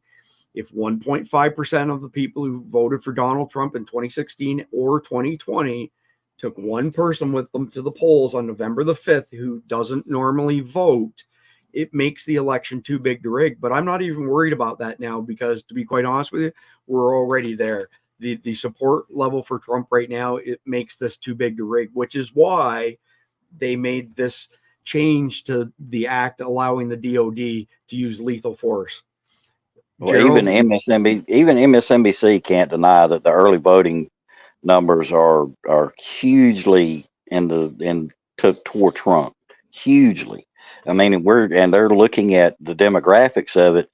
There's more young people voting in this election than there ever has been before, even in 2020. So we all need to keep that in mind. this isn't just our country we're fighting for. We're fighting for a country that we will never see. Mhm. Agreed. So I want to share something. One of our followers, pardon me, is a professor in Puerto Rico. His name's Nestor. He's the guy is a rock star.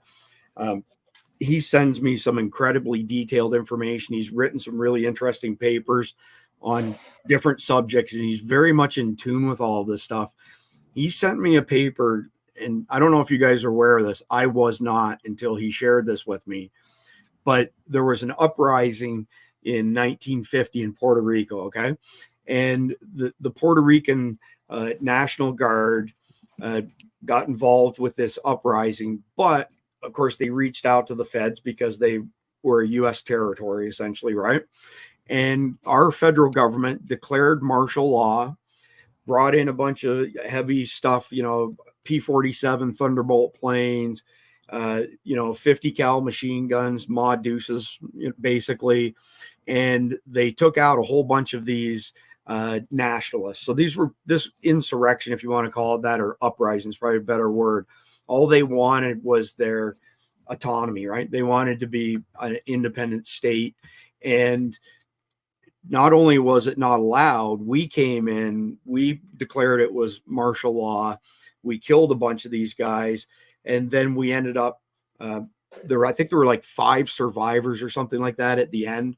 And they marched them all out into public, made them strip down to nothing, embarrassed them, and then, did horrible things to them. And I won't read through this entire paper from Nestor, but I was unaware of this until he brought it to my attention. And I had never known that anything like this happened. And whether it's Puerto Rico or American states, essentially the same thing. Sal, you first. Are you familiar with that uprising? I was not. Vaguely. I have no expertise certainly in it. So my point really is, Gerald, were you aware of that? Because my point is, I had no idea. I had no idea, but it's a prime example of what can happen. You just took the words out of my mouth. The whole reason that Nestor sent that to me and asked me to mention it was to say this has already happened. This is not like some conspiracy theory that they might declare martial law when there is no justification to declare martial law. So I want to circle back here to D. Coons, because here's the deal. Virtually every podcast out there discusses things that are at the top of the news cycle because they know it's top of mind for people. And if it's not something that's top of mind, then successful podcasts typically choose something that's a timeless topic. So in our world, for survival, especially urban survival, an example of a timeless topic would be being gas station ready. It doesn't matter what's going on in today's news cycle, the phone down, eyes up, and be prepared to be jumped at a gas station because it's a top 5 location that you'll be accosted at. Don't go to gas stations in the shady part of town. Don't go to them at night by yourself if you don't have to, et cetera, et cetera. Here's my point, though, is the majority of podcasts, they report on whatever the thing is at the top of the news cycle. They editorialize whatever's at the top of the news cycle, much like we do. But then you read the comments and you have a bunch of people kind of in the same vein as what D. Coons is saying here. All I hear is a bunch of talking heads. There's nothing I can do. The audience is disenfranchised and they don't see any solutions being provided.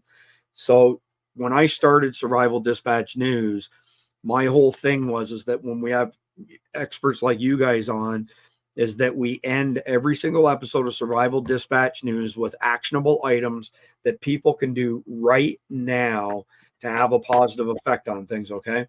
So we came up with 5. I'm going to read through them quickly. Then I'm going to go to Sal in case you have anything to add, and then back to you, Gerald. But what can the audience do in light of, the potential that our military could be used against us as citizens? Okay. Number 1, back to Jason Wilson, take somebody to the polls with you on November 5th who doesn't normally vote. Let's make sure that it's too big to rig. I think we're already there, but we can't be apathetic. We got to follow through and finish strong. Okay. Number 2, reach out to your Congress critters repeatedly and let them know that we, the American people, will not allow a tyrannical government an installed administration like we currently have declare war on us. It can't happen.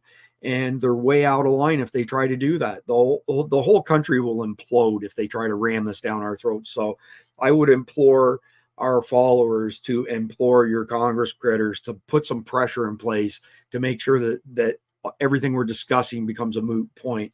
Number 3, share survival dispatch news with everybody in your circle and help us spread the word. You know, we're not the only ones by any stretch of the imagination, but the mainstream media is lost. They don't tell the truth on anything unless it's something very benign.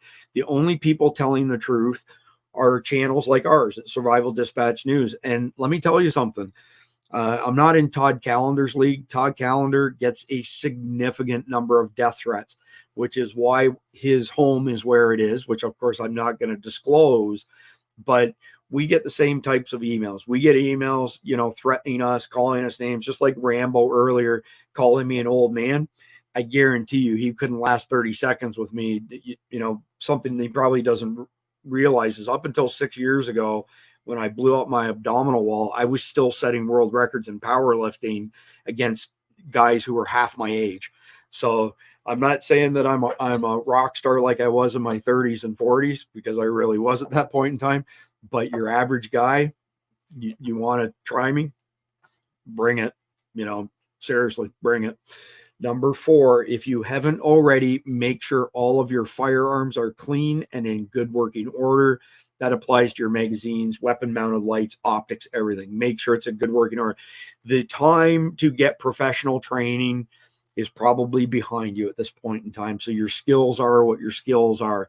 And, you know, if we can get through this period, any training that you do now may be applicable in the future, but it's really, I think it's too late for people to engage in training, because training requires reps and reps require time. Number 5, continue stacking up your preps, food, water, ammunition, etc. Even if this election goes okay, the 800-pound elephant in the room that we haven't discussed tonight, but is very applicable, we are going to see coordinated terrorist attacks on a scale that you could never imagine. There's tons of open source intel out there. There's closed source intel. We have connections with multiple groups like the JTTF, Joint Terrorism Task Force. There will be terrorist attacks that make 9/11 look like a walk in the park, even if you don't believe that it was a terrorist act and that it was a false flag government operation. And that's my final point, is when I see changes to regulations like this one, allowing the DOD to use deadly force against Americans, where do I go immediately? I go to, there's going to be a false flag attack that they're going to use that as the premise to put this into play. So you better get prepped up right now as best as you can. Sal, anything else that you can think of as far as actionable items that people should do, or should I make any mistakes? No, all great advice, Chris. One other thing I would throw out is know your neighbors and have a plan among your neighbors. You know, whatever we might be in for, whether it's massive unrest, whatever the case is, know where your neighbors are and make allies with the ones of like mind. You know, have a community plan if possible. You know, the vast majority of people live in suburbs and, you know, don't have a bug out location like in the sticks in the middle of nowhere. So most people are going to remain in place, know those neighbors, and have that community plan. I think that's really important. The other thing I would say, the time for being nice to people is over. When you have those people in your life who are just flat out ignorant and they don't see what is so obvious. Again, I go back to the Republicans suck. Okay. Everything, there's so much they do that sucks, but what is the alternative? The alternative is a flat out communist party now that seeks to subvert the Constitution and everything they do. They are the party of child trafficking and pedophilia. Just look at what has happened at the border. Look at what they fight to keep in your children's school and not even notify parents what's in the library. That all comes from the Democrats. That's what we're up against, okay? So I get it. Trump is a mean guy, orange man bad. He said something nasty about Stormy Daniels. What is this? It's time to grow up. This is big boy time. Okay. This isn't, we're not 2 years old and who said something mean to who at daycare. Okay, do you want to preserve your country or not? So get to the poll and start having serious conversations with the people who are on the fence. You know, if you have the lefties who are just hopeless, I find even most Democrats aren't really, though. You know, a lot of them, again, still, they don't pay attention. They think they're still dealing with the Democrat Party of JFK.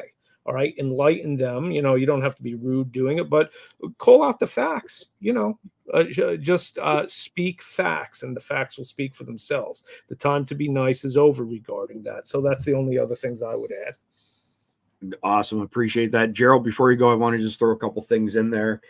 KY Survival 76, several active cells in country already. No, there are not several active cells. There are hundreds, if not thousands. So if we go back to the 1990s and we look at the intel that we had at that particular point in time, it was estimated that there were at least 200 sleeper cells in the country. And out of those 200 sleeper cells, some of them might have had 5 members, some of them might have had 50 members. That number has grown exponentially. There is a shit ton of sleeper cells in our country from a shit ton of different terrorist groups and enemy state actors as well. That's a whole other conversation, but I can say with confidence that there are over 30,000 spec ops trained Chinese soldiers in the country right now who have set up shop next to critical infrastructure. We have over 50,000 power substations in the country. If you take 9 of them down, 9 very specific ones that are choke points, you knock out the eastern U.S. grid, the western U.S. grid, and the Texas grid, and you put things back into the Stone Age. So that's pretty brutal. And John Smith, too big to rig. It's a freaking button or two from a handful of IT guys. You're misguided. So what you don't know, John, is that I'm a certified systems engineer with Sun Microsystems, Oracle, Red Hat. I'm also a certified network engineer. I've worked in high tech for decades and learned to program many, many years ago. And not every jurisdiction is using electronic vote tabulators like the Dominion machines. And in some instances, the jurisdictions that do have Dominion machines, like Georgia, for example, is now requiring a hand count to verify that what the machine spit out was an accurate number. So too bad, so sad. If anybody's misguided, it's you, John Smith. It's certainly not me. Gerald, what are things that our people could do, our followers could do to have a positive effect or change on all the crap that we've discussed tonight? One of the things that they've got to do is they've got to pull their head out of the sand. This is not the country that we grew up in. We have to. We're never going to see that again. We need to wave goodbye to it. We've already mourned its death. So Gerald, the only thing we can hope for is something similar. Let me add this to your comments because it's very germane. The number one comment made by people who are in that data set that my friend Jason Wilson has, do you know what it is? America no longer feels like home to me. It's exactly what you just said. Sorry to interrupt, but I wanted to share that. No, but I hear it all the time. You know, my grandfather passed away last year, and he was born during the time he grew up, you know, during the Great Depression, and you know, he, even hearing the things that he told me up until the day that he passed, this is not the country that he grew up in. This is not the country that he lived in. He raised his children in, and has seen his grandchildren, great grandchildren, and even great great grandchildren coming to this world. Everything changed, and we mentioned it before. This plan has been in motion since 1913. Right. There's how do you combat that? The only way that you can combat it is you have to come together. Like-minded people have to come together. Period. That is the only way. Chris was talking about, you know, making sure that your firearms are in operational order. I guarantee you there are some people listening to this that if I was to look at their firearms, they're going to have corroded ammunition in the magazine. It's not going to have any lubrication on any of the parts. This is the kind of things we're talking about. Think about the tools that are going to get you through. Make sure those tools are in good working order. great advice. So bear with me for a second here, because there are some just outstanding comments from people in our audience. And right now we're broadcasting to 7 different channels. That's why you see me looking over here at pretty much, we always seem to have a low number to start with. I think that has something to do with notifications. For anybody who follows us, we publish new episodes of Survival Dispatch News at 7 p.m. Eastern, 7 days a week. So if you don't get a notification, it doesn't matter, because we get that. But I've been looking and adding all this stuff up. We're going to 7 different locations, consistently between 800 and 1,000 concurrent people. When you add them all up after about the first 10 minutes, it seems the first 10 minutes people don't get notifications. They've told us they don't get notifications, but a lot of good comments here that I want to throw up on the screen. I want both of you to help me kind of address some of them. So Scott P, why is the electric grid on the public internet? Well, it's not just the electric grid. It's all kinds of SCADA systems that should be isolated, should not be on a public network. And why are they? Laziness, straight up, just straight up laziness. And that's a very valid point. So next one, Velcro 1167. This guy is awesome. He's one of our best followers. I really, really like this guy. Very talented long range shooter, by the way. I believe at one point in his military career, he was a sniper. This is great advice. Work out, learn all you can learn about survival by survival stuff, learn comms, train with your weapons, seek training, learn medical training. That is amazing advice. You hit the nail on the head. I don't think there's anything that, we can particularly add to that. So here's another one that's worth mentioning. What if your neighbors are dirtbag drug addicts? Well, I mean, that's a problem, but be thankful that you know about it in advance and not afterwards. But be prepared for them to come knocking on your door looking for food, water, and whatever if things go off the rails and the food supply chain goes down. I've been saying for years, we're never more than 3 missed meals away from anarchy. So if the shit really hits the fan in the grocery stores, which have 3 days worth of food on the shelves, that supply chain dies. There will be, we don't have to guess. We can tell you what's going to happen. And the same thing that happened in Baghdad. When Baghdad fell, for the first 24 hours, the people looted everything they could get their hands on, whether it was private individuals or stores. And then the marauders came out and took everything away from the people who were trying to stockpile stuff. And then it took us, with a significant military force, several weeks to restore some semblance of law and order, right? So anyway, awareness is the key thing, Philip, as far as this is concerned. And I would counsel you to try and find other neighbors who are not dirtbag addicts. I don't know that there's much else that we can add to that. Scrolling down here, Donnie Darko 727 sent us $5. Thank you very much. That's very much appreciated. Just to speak to that point, because I know we've got some new members in our audience, we put on average around 10, 12 hours each day, and that's collective. That's not me by myself, collectively into our briefs that then we play off of those briefs, meaning it's our playbook for each video that we do each week. But we put a lot of time and effort into our episodes and try to cross our T's and dot our I's, and any little extra like that, $5 is very much appreciated. MM Prepper 45, good dude, follows us frequently. He says, I'm 6'5", 220 pounds of pure muscle. I'll whip your ass. Just talking shit. Good guy. Appreciate that. Let me see here. Velcro again, 1167. Average person can run 1,000 feet before they're winded. Till I was 49 years old, I could run 7 miles and still not be winded. That's awesome. Now he's got arthritis in his hips, so not so much.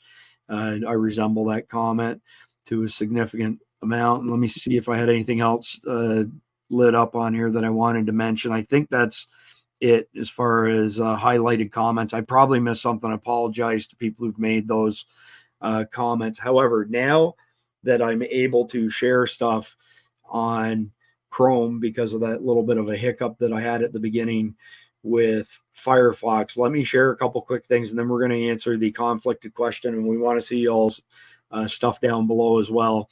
So as I mentioned, and I wasn't able to show this, Black Forest Supplements, NMN, S2 takes this stuff as well, by the way. It's done wonders for my energy level, but it's also an anti-aging product. I can't attest to that. I'm not an expert on that. But S2's also weighed in and said that it's also a mental acuity product, that it really helps get rid of brain fog, those sort of things. The screenshot I'm showing you is that the FDA are after Black Forest, and they want to shut them down and make this a product that's only available by script so Big Pharma can make money. So that pretty much tells you all you need to know as far as the efficacy of this product. There's a link down below. If you click it, you get 2 of those bottles. Sorry, you get 3 of those bottles for the price of 2. So moving on from there, I did want to show our Patreon. So patreon.com/survival dispatch. There's a link down below, $9.99, and you get full access. If you want a free membership, you'll still get approximately 50% of the content. But here's tonight's video with the brief as a PDF right there. So everything that I've been going through, our insiders got that in advance. This is the article on tomorrow's episode.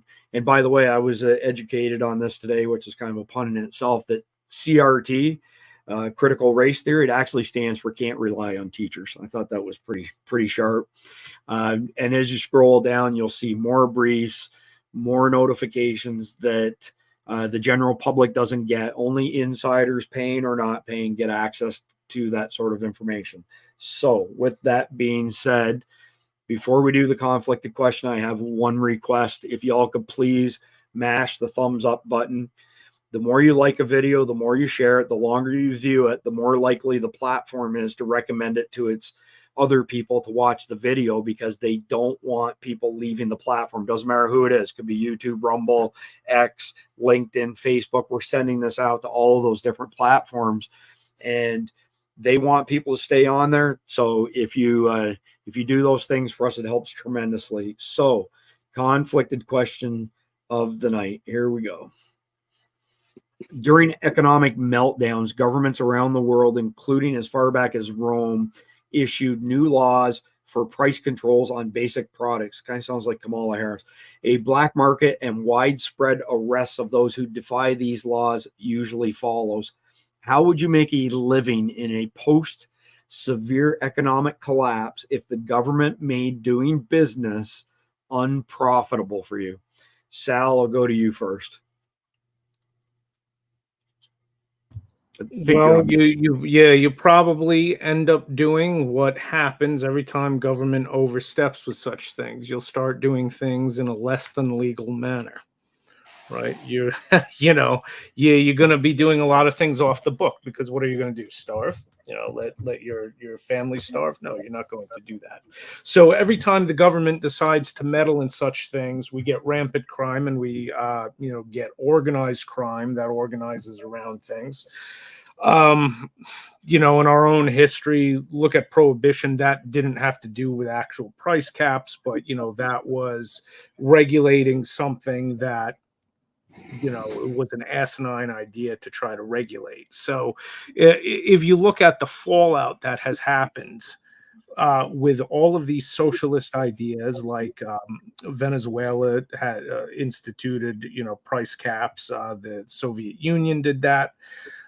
It induces poverty, and it induces a much, much more precarious lifestyle where people become very hostile and willing to be violent to just provide the bare necessities. So, I don't know. It's time to go full warlord, I suppose. What would be the alternative? I don't know, but yeah, I think obviously you would either find something more lucrative, or you would be doing a lot off the books. That's what realistically happens. Yeah. So I couldn't agree more, Gerald. All I really was going to share on this was what he just said in a much shorter version. A parallel economy. It always happens. So a barter system, parallel economy, and at the end of the day, you either have to possess a skill and or the ability to produce something to participate in that parallel economy. Usually, I mean, if this BRICS thing takes off and they crash our dollar, you will see inflation like you couldn't imagine, like Zimbabwe and Venezuela, right? but at the end of the day, parallel economy. Gerald, what's your thoughts? To be honest with you, you better get good at negotiating. Barter's going to be the way to go, plain and simple.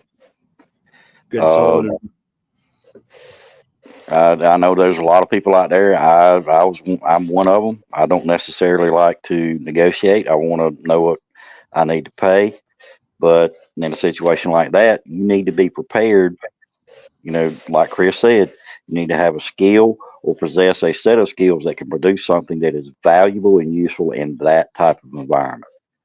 I'm one of the lucky ones. If there's firearms that need to be fixed or anything like that, I can handle that. That's a big skill to have in that situation. Another skill to have in that situation is being able to grow your own food and can your own food.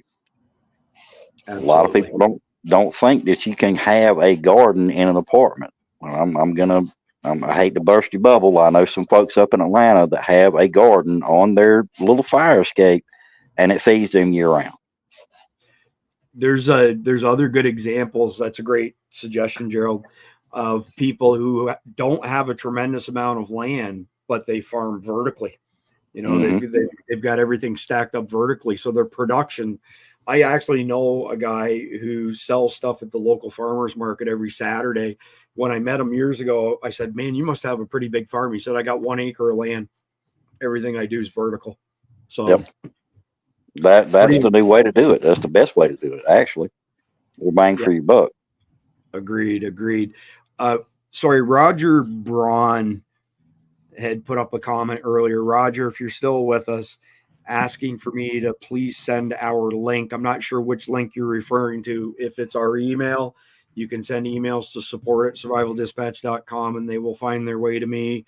If it's our website, it's survivaldispatch.com. If it's our Patreon account, it's patreon.com/survivaldispatch. And I just got confirmation 10 minutes ago that 24 years CBP Special Agent J.J. Carroll will be on Survival Dispatch News Tuesday evening next week, just before their second movie with Ryan Matta on This Is Treason gets released. It is extremely high quality stuff. Ryan and JJ made these plans that they were going to publish a video on all the treasonous things that have been happening in our country. And when they got into it, they said, holy crap, there's so much stuff here. It's going to be a trilogy. There's no way we can do this in one movie. Big part of that was the child sex trafficking stuff, which we are number one in the world now. It's disgusting that we have that designation. But anyway, Tuesday night, tune in for JJ Carroll and Ryan Matta. That's going to be a really good one because you'll get a preview of what's to come in their next episode. I think that's it. I think that covers the bases. As soon as we shut this down here, I'm going to make a coffee and I'll meet all the insiders over in the live chat over on our Patreon. Sal, Gerald, appreciate your time and insight tonight very much. And for everybody else out there, please like, share, comment, and subscribe. And God bless America. See you guys.